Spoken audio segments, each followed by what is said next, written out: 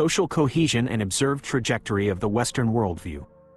Abstract. This article traces the trajectory of the Western worldview, arguing that its historical development from a cohesive, integrated cosmos to a more fragmented, post-truth landscape demonstrates the critical need for shared foundational axioms for any society to maintain long-term stability. By examining key developments in law, theology, philosophy, and science, this writing maps the shared average perception of reality in the Western world and analyzes its political and social consequences. The argument isn't, ideas are the only thing that matter. The argument is that foundational axioms, ideas about reality, are the primary drivers of a society, which are then accelerated and/or manifested on scale by actions like economics, war, rebellion, science, and the creation of arts and technology. It posits that any societal framework must originate from a set of foundational axioms to exist. Part 1. The Integrated Worldview. Foundations and its history. A society is built upon a foundation of shared beliefs and values, a collective narrative and order of core axioms that provide both a basis for legal structures and for moral and social coherence. However, ideology does not exist in a vacuum. To lay out the groundwork, let us first begin with some historical context. 1. Greek philosophy and the birth of reason. The intellectual bedrock of the West was laid in ancient Greece. It was here that a revolutionary idea took hold. The universe is not a chaotic realm governed by the whims of inscrutable gods, but an ordered cosmos governed by intelligible principles, logos. Philosophers like Socrates, Plato, and Aristotle pioneered the use of reason as the primary tool for understanding this order. Plato's theory of forms posited a higher, eternal reality of perfect ideals, of which our world is but a shadow, providing a metaphysical anchor for truth and morality. Aristotle, his student, developed the formal systems of logic that would become the operating system for Western thought, providing the method to systematically analyze everything from biology to ethics. Aristotle would later teach and advise Alexander the Great of Macedonia. Ancient Greek culture is one of the oldest foundational axioms upon which Western science and philosophy are built. It is one of the oldest still thriving concepts on the marketplace of ideas, at least in the Western world. 2. Origins of Roman law and the ideal of order. While the Greeks provided the intellectual framework, the Romans provided the practical model for a cohesive, large-scale society. The genius of Rome was in law and governance. They developed a sophisticated and pragmatic legal system, distinguishing between jus civile, law for citizens, and jus gentium, law applicable to all peoples, which evolved into a concept of jus naturae, natural law. This legal architecture would prove to be one of Rome's most enduring legacies, providing the vessel into which later theological and moral principles would be poured to shape society. Greek culture and philosophy as well as language were common in large parts of the early Roman Empire. 3. Later Roman law and its legacy. But it is the later Roman history, which truly starts compiling and scaling the works that will further influence the trajectory which Western society was put on. The legal structure of the Eastern Roman Empire, often called Byzantine, thought they always called themselves simply Romans, and most noble houses were originally from Rome the city and had migrated to Constantinople, represents a critical, often overlooked foundation of modern Western law. Its pinnacle was the Corpus Juris Civilis, body of civil law, commissioned by Emperor Justinian I in the 6th century. This was roughly 200 years after Emperor Constantine became the first Roman emperor to convert to Christianity. But back to the Corpus Juris Civilis. It was not merely a collection of Roman laws. It was a massive undertaking to codify, rationalize, and Christianize the entire Roman legal tradition. It integrated a whole millennium of Roman legal thought with Christian principles of equity, justice, and natural law into one coherent text. It laid the foundation for the concept of a unified state governed by a single, comprehensive legal code. The Corpus Juris Civilis is arguably the most influential legal text in history. It is the bedrock for the civil law systems used across most of Europe, North and South America, and large parts of Asia and Africa. It transmitted the genius of Roman law to the modern world, but through a distinctly Christian filter. And it established the framework for a society ordered toward a common good, under a law believed to be in harmony with divinity, or more explicit, divine law, symphonia. 4. Christian morality and the genesis of human rights. Integrated with this legal tradition was a revolutionary moral framework. Unbeknownst to many, the modern concept of universal human rights is not a product of the Enlightenment phase breaking with religion, but rather a secularized development of ancient Christian core axioms. At the core of this is the concept of the Church's internal constitution. There are many, but here is a common, Pauline example.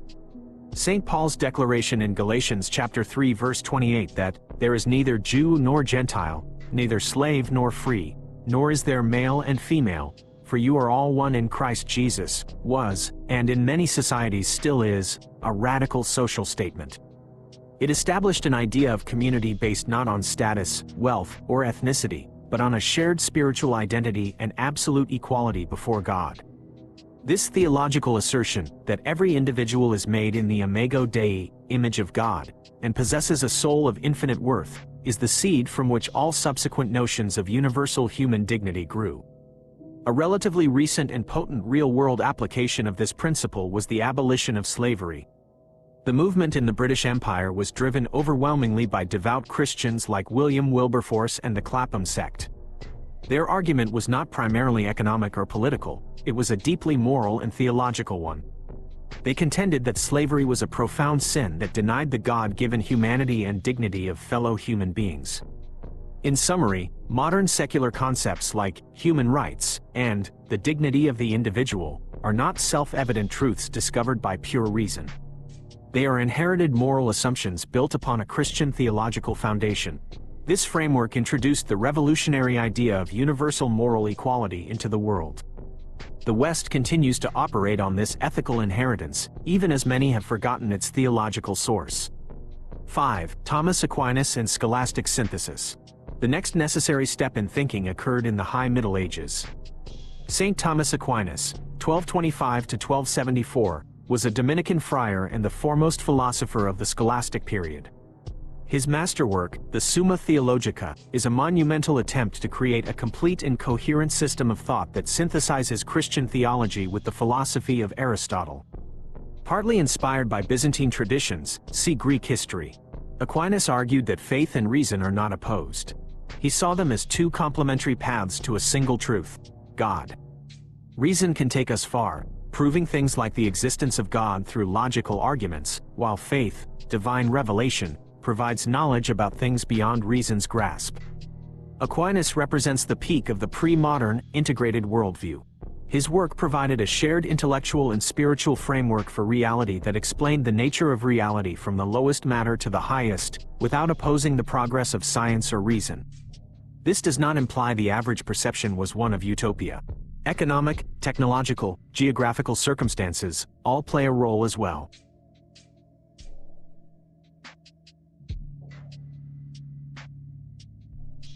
Part 2. The Modern Turn. 1. René Descartes and the Vision-Fueled Revolution. René Descartes, 1596–1650, is rightly called the father of modern philosophy. His method of radical doubt led him to what he believed was an unshakable foundation for all knowledge. Cogito, ergo sum, I think, therefore I am. This move established the individual rational mind as the starting point for discovering truth. However, the origin of this rationalist project is profoundly different than one might expect. Descartes was a devout Catholic, and the impetus for his life's work came to him on the night of November 10, 1619, in a series of intense dreams or visions. He interpreted this experience as a divine revelation from an angel, or spirit of truth, which commanded him to establish a new, unified method of science based on mathematics and reason. He was so convinced of the vision's divine origin that he made a pilgrimage to the shrine of Our Lady of Loreto to give thanks. A profound historical irony, of course, the modern age of reason, which ultimately led to widespread secularism, was started by a founder who believed he was on a divine mission received from an angel. Set aside the simplistic narrative of science versus religion.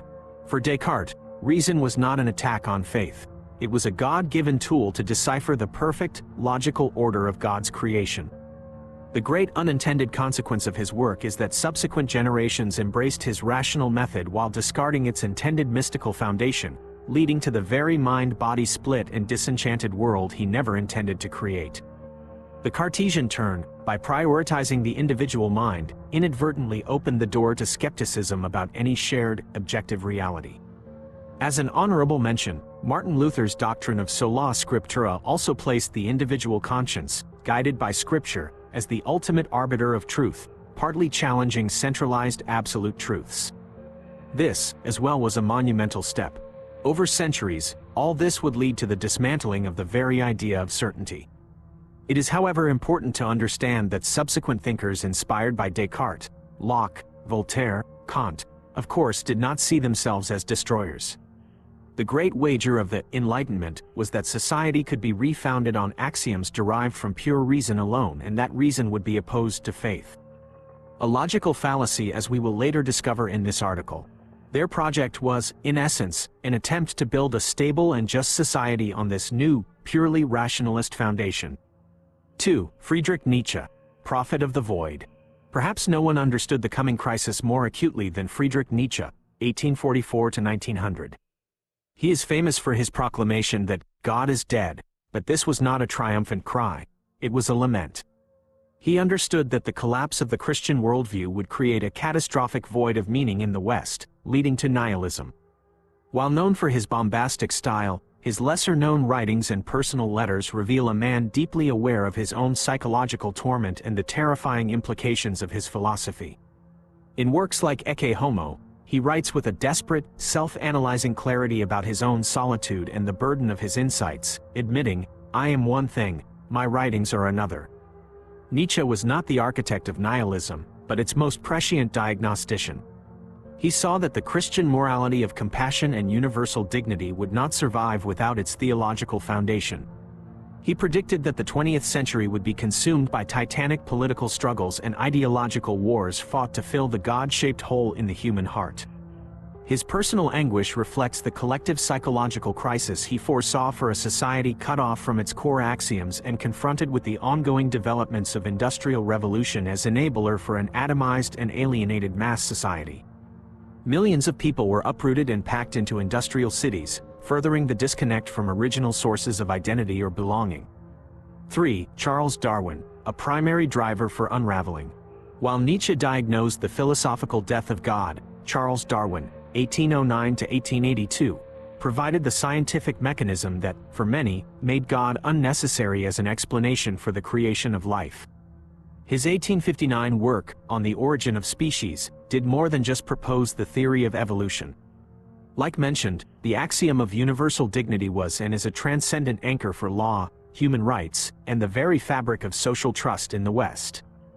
It was into this integrated worldview that Charles Darwin's work arrived, not merely as a scientific theory, but as a profound shock to the system's core axioms. While Darwin's personal loss of faith was a nuanced and painful journey into agnosticism, the ideological movement of Darwinism that followed aggressively promoted a new, competing narrative that struck at the very heart of Western social cohesion. It replaced purpose with chance. Darwin's theory of natural selection presented a world driven not by divine reason or a final purpose, telos, but by blind, undirected, and competitive struggle. And it dethroned humanity. The theory of evolution places humanity firmly within the animal kingdom, a product of the same material forces as any other organism. This was weaponized by thinkers like Herbert Spencer to create social Darwinism, a philosophy that rationalized social inequality, imperialism, and ruthless capitalism as the natural outcome of survival of the fittest. This new axiom was in direct and violent opposition to the Pauline Declaration of Absolute Equality before God, see above. It offered a scientific-sounding justification for dissolving the bonds of universal dignity and compassion that were essential to the Christian moral framework, thereby eroding the very basis of social trust. The tragedy is that this corrosive conflict was not necessary. The knowledge and process to integrate Darwin's scientific findings without destroying the metaphysical foundation of social cohesion had existed for centuries. The scholastic tradition of Thomas Aquinas, developed 600 years before Darwin, had already built a robust system for harmonizing faith and reason, viewing the natural world as a valid path to understanding the divine. Descartes expanded on that, tragically misunderstood after his death. However, the post-Enlightenment West had largely forgotten this heritage. Having elevated radical individual reason and materialism, it lacked the cultural and intellectual framework to perform this synthesis. Instead of integrating Darwin's how with the established why, a new generation of thinkers used his work to create a totalizing materialist worldview that declared the why irrelevant. Darwin's ideas were quickly applied to human society to justify the brutal realities of the industrial age. 4. The secular ideologies, communism and fascism. The 20th century bore out Nietzsche's prophecy. The collapse of a shared transcendent framework created a vacuum that was filled by new, purely secular and materialist ideologies, communism and fascism. These ideologies were not mere political theories, they were all-encompassing systems of meaning that promised salvation on earth, enforced by the total power of the state. Both rejected the concept of the divinely given worth of the individual, instead subordinating the person entirely to the collective, the class, communism, or the nation-state, fascism. As a movement, Romanticism, which was originally opposed to the Enlightenment philosophy, as well was crucial for the effective formation of communism and fascism because the 20th century ideologies, particularly fascism, were not merely products of a nihilistic void. They were also fueled by a mix of romantic nationalism and a distorted desire to re-enchant the world through the myth of the nation, the race, and the leader to fill the void created by the slow disconnect from the original metaphysical core axioms of Western society. To clarify the scale of the impact, the death toll of the 20th century's secular ideologies is staggering. Communist regimes are estimated to have killed between 85 and 100 million people through executions, forced famines, and labor camps, representing over 3% of the world's mid-century population. In addition to that, fascist aggression, culminating in World War II, resulted in 70 to 85 million deaths, or about 3.5% of the world's population in 1940. By comparison, the total death toll for all crusades combined, spanning multiple centuries, is estimated to be between 1 and 3 million people. This represented roughly 2% of Europe's much smaller population at the time. The violence of the 20th century was of a completely different order of magnitude. This stands in stark contrast to the political traditions of civilian rights and federalism, which long predate modern ideologies like the above. The basis of modern law, as seen in the Byzantine tradition, etc. Communism and fascism are the political consequences of a purely secular worldview taken to its most extreme form. By fully removing a transcendent source of value and rights, they made the state the ultimate arbiter of meaning and morality, leading to unprecedented tyranny and mass murder. They demonstrate that when humanity tries to build an utopia or paradise on earth, with only material core axioms, it invariably ends in failure so far. 5. Kurt Gödel and the limits of logic. Kurt Gödel, 1906 to 1978, an Austrian-American logician, with his incompleteness theorems, 1931, fundamentally changed the understanding of mathematics and logic. In essence, the theorems demonstrate that for any sufficiently powerful formal system, like arithmetic, the system will always contain true statements that cannot be proven from within its own axioms. The system cannot prove its own consistency. This was a devastating blow to the project of pure rationalism. Gödel mathematically proved that no logical system can be both complete and consistent. There is no view from nowhere. Every system has built-in limitations and depends on something outside of itself for its foundation. Importantly, for Gödel himself, his work didn't mean everything was relative. It meant that human intuition and reason could grasp truths that a given axiomatic system could not formally prove. For many thinkers, the incompleteness theorems point toward chaos or relativism. For Gödel, they pointed in the exact opposite direction. For him, the theorems proved that mathematical truth is an infinite reality that is far richer and more complex than any finite system of human axioms could ever capture. This meant that human reason, through intuition, could connect with a realm of truth that transcends formal proof. To him, the human mind was not just a computer running on axioms. It had a window into this higher, Platonic realm. See Greek foundation and Aquinas above. For Gödel, this wasn't a flaw in the universe, it was a feature. It suggested that the universe's logical structure was so profound that it couldn't be fully canned by our limited systems. This is consistent with the idea of a divine, infinite mind as the ultimate source of that structure. Later, Gödel developed his own version of the ontological proof for the existence of God. This is an argument that attempts to prove God's existence through pure logical reasoning, rather than empirical evidence. In short, Gödel's proof uses complex modal logic to define God as a being that possesses all positive properties, like omnipotence, omniscience, perfect goodness, etc. The proof then argues, through a series of logical axioms and theorems, that if such a being is even possible, then it must necessarily exist. In his lifetime, he only showed this to close friends, fearing his colleagues would think he had gone insane. It was only published years after his death. The entire proof hinges on the given concept of positive properties, which are imperfectly defined. This may come across as ironic, and one might think, these works contradict each other. But one, his ontological proof, is an example of what a system can do: prove a specific statement. The other is a discovery about a fundamental limitation of what systems cannot do: prove all true given statements in itself. This means he likely was aware of the imperfect and incomplete definitions of certain positive properties in his later works. 6. Thomas Kuhn and paradigm shifts. And now it gets really interesting. Let us talk about Kuhn. Thomas Kuhn, 1922 to 1996, was a physicist and historian of science whose 1962 book, The Structure of Scientific Revolutions, introduced the concept of the paradigm shift. Kuhn argued that science does not progress in a simple, linear accumulation of facts. Instead, it undergoes periodic revolutions. A field operates for long periods under a dominant paradigm, a set of shared assumptions, theories, and methods. As anomalies accumulate that the paradigm cannot explain, a crisis ensues, eventually leading to a revolution where the old paradigm is overthrown and replaced by a new, incompatible one. For example, the shift from Newtonian physics to Einsteinian relativity. However, Einstein's physics can solve all the problems Newton's could, plus others it could not. Even if Gödel's theorem still holds true and it is not perfect, incompleteness theorems. Kuhn's point was about how the process of science works, not a claim that there is no objective reality. So Kuhn revealed that science is not a purely objective or rational process. It is a human and sociological activity, subject to the biases and assumptions of the reigning paradigms. This means that scientific truth is, to a significant extent, relative to the framework one is working within. It underscores that even our most rigorous methods for understanding reality are grounded in at least partly subjective, historically contingent frameworks.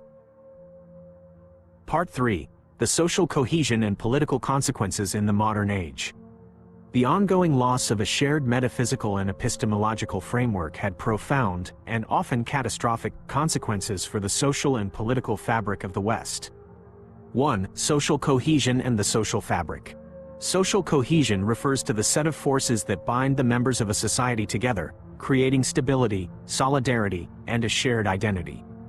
It's the glue that prevents society from devolving into a collection of self-interested individuals. Pioneering sociologists like Emil Durkheim identified that this cohesion stems from a collective conscience, a set of shared beliefs, morals, rituals, and attitudes that operate as a unifying force. In traditional societies, this was strong and based on similarity, mechanical solidarity. In modern, more complex societies, it is based on interdependence, organic solidarity, but it is also far more fragile. The most important takeaway here is that societies cannot survive on laws and economic contracts alone. They require a shared narrative, a common faith, or a transcendent purpose to thrive. When this shared story erodes, a condition Durkheim called anomie, or normlessness, social trust collapses, and society begins to fragment. Much of the political and cultural instability in the West today can be analyzed as a crisis of social cohesion stemming from the loss of a unifying worldview.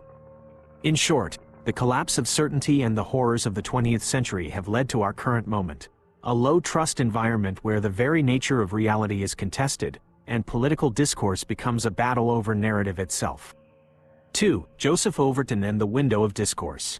This finally leads us to Joseph P. Overton, 1960 to 2003. He was a policy analyst who developed a model to explain how the range of politically acceptable ideas can shift over time.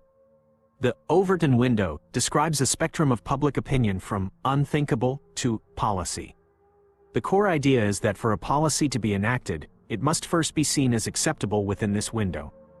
The window can be moved, making previously unthinkable ideas seem mainstream over time through deliberate and sustained effort in the battle of ideas.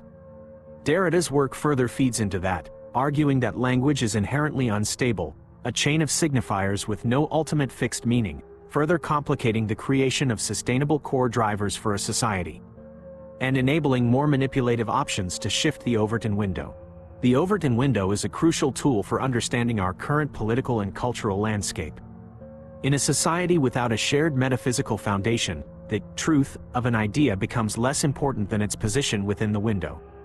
The window is no longer just shifting, it is being actively and aggressively manipulated. This creates a perception of reality where public discourse is not a search for truth, but a battle for narrative control. 3. Material forces.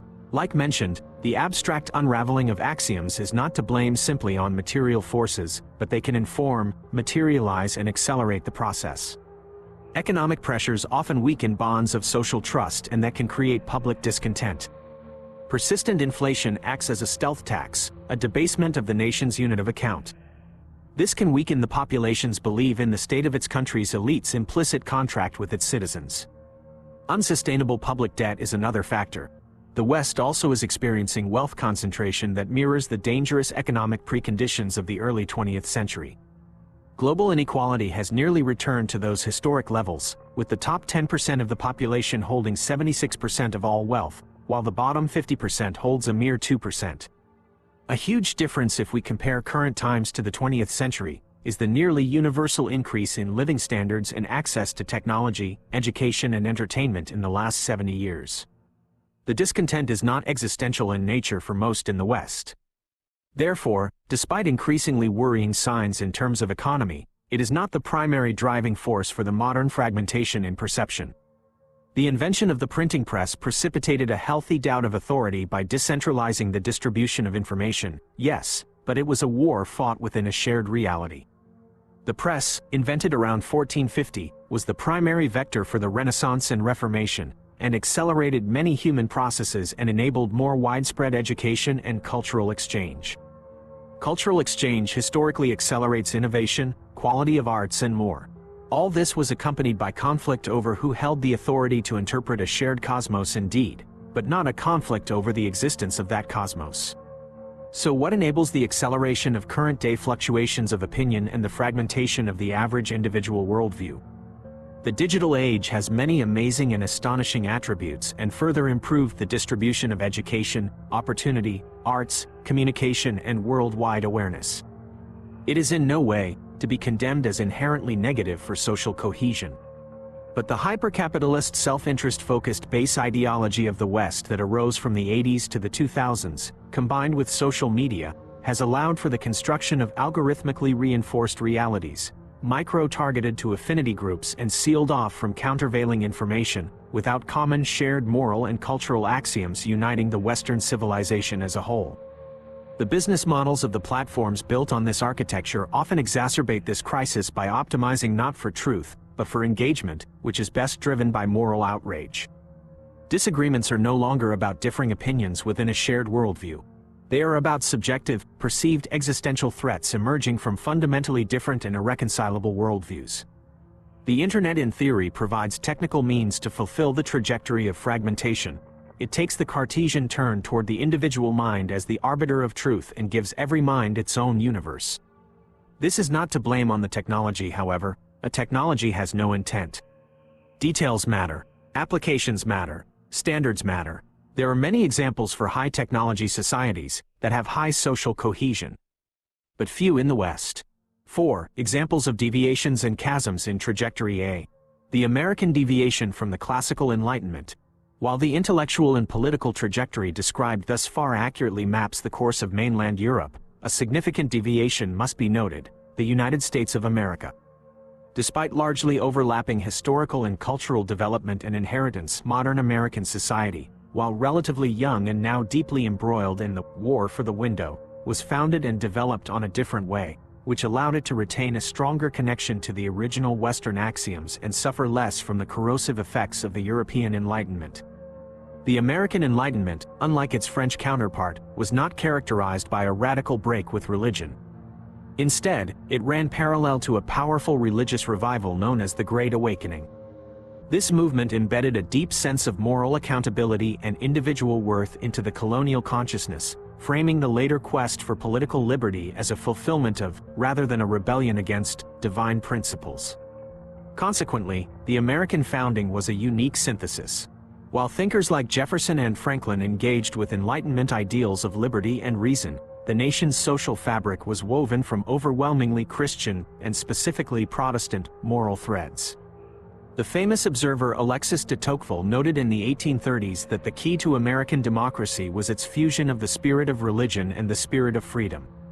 Christian morality remained the basis of law. The concept of God-given, inalienable rights, enshrined in the Declaration of Independence, is a direct inheritance of the Christian axiom that human dignity is endowed by a creator, not granted by the state.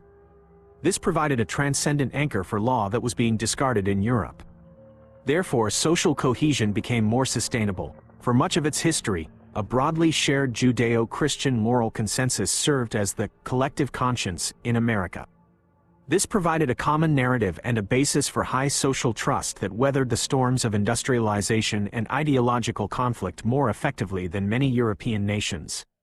However, this exception is now being tested. As we all know, the same forces of unraveling that transformed Europe are now fully at play in the United States. The current cultural and political fragmentation in America can be seen as the later stage of this process. The nation's historically resilient Christian-based axioms are being tested and potentially eroded by the same radical individualism and post-truth narratives that arose from the European trajectory. Or they will be reaffirmed. The American experience thus serves as a powerful modern case study. It suggests that a society can indeed maintain stability and liberty by grounding itself in a shared set of transcendent moral axioms. It also demonstrates that no society is immune to the consequences when those foundational beliefs are lost.